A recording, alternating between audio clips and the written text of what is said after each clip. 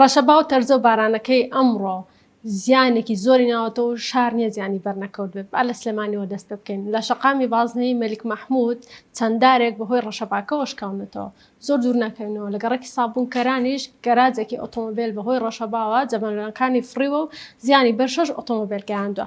دەڕۆینە چەمچەمان. لە چەمچەماڵیش بەهۆی بارانەکەەوە لە گوندی گورگەی مایرەف 4 ستوونی کارەبا شکاون و بەهۆیەوە محاویلەیەکی کارەباش کەوتووە.